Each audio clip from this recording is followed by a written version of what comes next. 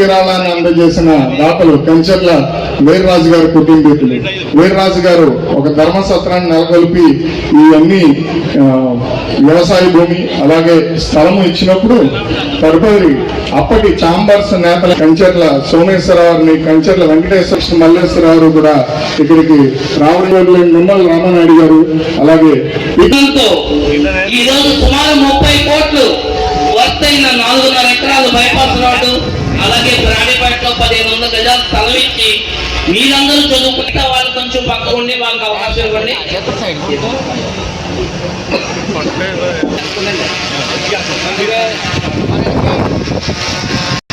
భూపతిరాజు విశ్వనాథరాజు గారు భూపతిని మన PG college PG centre ని నడపడుతుంది. ఒకసారి మన విద్యార్థులందరికీ థ్యాంక్స్ చెప్తాం. ఒకసారి కర్తాల ధ్వనంతో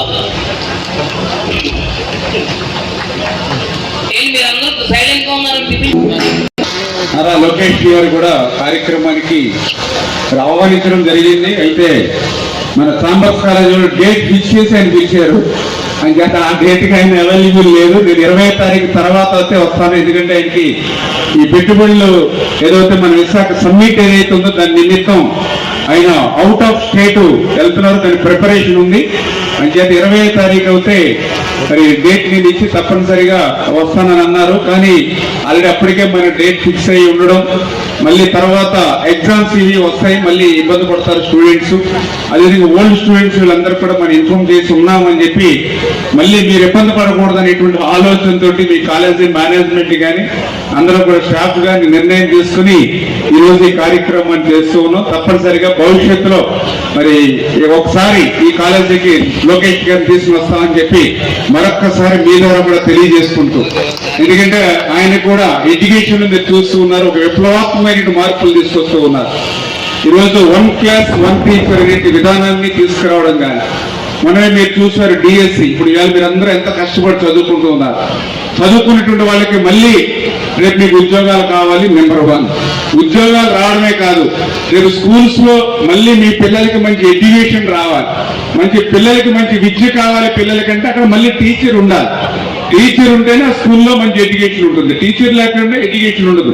అందుచేతనే మొన్న 16,350 టీచర్ల పోస్టుల్ని డిఎస్సి ద్వారా వేసినటువంటి ఘనత నారా లోకేష్ బాబు గారిది. మరి మొన్న 16,350 టీచర్ల పోస్టులే కాదు, మళ్ళీ ఈ రోజు ప్రకటించాడు ఆయన, మళ్ళీ వచ్చే జనవరికి మళ్ళీ డిఎస్సి నోటిఫికేషన్ ఇస్తున్నానని చెప్పి.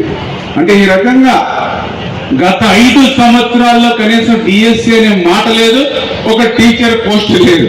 కానీ ఈరోజు ఇంత ప్లానింగ్ గా చెప్పి చేస్తూ ఉన్నారనంటే ఇది పనిచేసేటువంటి ప్రభుత్వం తెలుగుదేశం, జనసేన, బీజేపీ ప్రభుత్వం. అదేవిధంగా ముఖ్యమంత్రి చంద్రబాబు నాయుడు గారు కూడా డిఎస్సి అంటేనే చంద్రబాబు, చంద్రబాబు అంటేనే డిఎస్సి. ఎందుకు మాట్లాడుతున్నానంటే ఆంధ్రప్రదేశ్ రాష్ట్రంలోనే కాదు, ఇలా భారతదేశంలోనే 2 లక్షల డిఎస్సి ద్వారా టీచర్లు ఉద్యోగాలు ఇచ్చినటువంటి ఏకైక ముఖ్యమంత్రి దేశంలో ఎవరైనా ఉన్నారంటే అది నారా చంద్రబాబు నాయుడు గారు. అంటే ఈ రకంగా ఎన్నో అవకాశాలు. ఈ రోజు కూడా మీ అందరికీ చాలా ఇంజనీరింగ్ కాలేజీలు, నేను కూడా అలా చూస్తాను. ఇంజనీరింగ్ కాలేజీలు అంటే నేను చదువుకునే రోజుల్లో ఒక తమిళనాడు